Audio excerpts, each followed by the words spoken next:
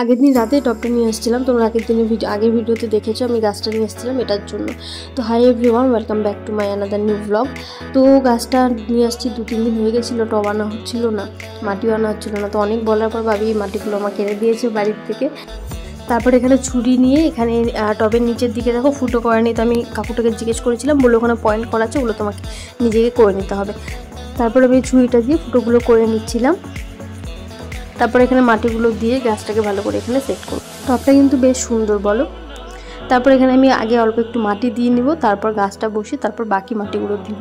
তো এখানে আগে কিছুটা মাটি আমি ঢেলে নিয়ে তারপর মাটিগুলোকে, যেহেতু মাটিগুলো চাকা চাকা আছে অনেকটাই, তো সেগুলো মাটিগুলোকে ভেঙে ভেঙে সুন্দর করে নিচ্ছিলাম। আর মাটির ভিতরে অনেক ঘাস নোংরা ছিল, তো সেগুলোকে একটু পরিষ্কার করে নিয়ে মাটিটাকে সুন্দর পরিষ্কার করে নিয়ে তারপর গাছটাকে এখানে বসাবো।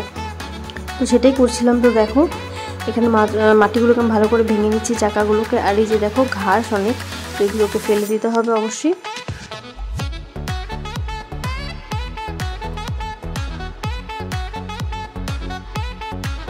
দেখো এখানে ঘাস ছিল অনেক, ছোট ছোট ঘাসগুলোকে বেছে বেছে ফেলে দিতে হবে। মাটিটাকে একদম পরিষ্কার করে নিতে হবে।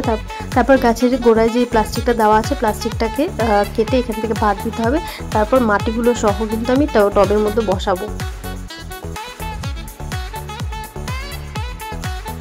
যেহেতু এটা অনেকদিন থেকে এভাবে রাখা, সেই জন্য একদম দেখো মানে লেগে গেছে একদম শিকড়গুলো প্লাস্টিকের সাথে। তারপর এটাকে ছাড়িয়ে নিয়ে এখানে আমি যে অল্প মাটি আগে দিয়ে নিয়েছি, এই অল্প মাটিটার উপরে বসিয়ে দিয়েছি। তারপর এবার মাটিগুলোকে ভালো করে বাকি মাটিগুলোকে চাকাগুলোকে ভেঙে ভেঙে এখানে কিন্তু আমি গাছের গোড়াটাতে দিয়ে দিব। যতটা লাগবে আর কি মাটি ততটাই আমি এখানে দিয়ে দিব।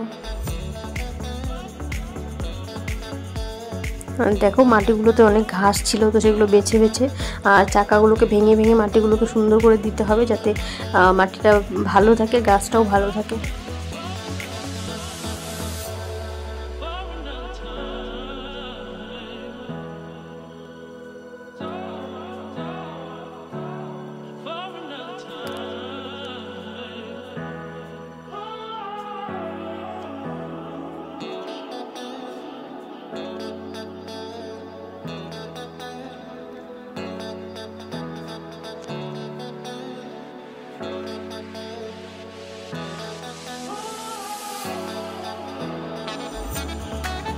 টবটা যেহেতু অনেকটাই বড়, তো অনেকটা মাটি লাগবে, অনেকগুলো মাটি লাগবে।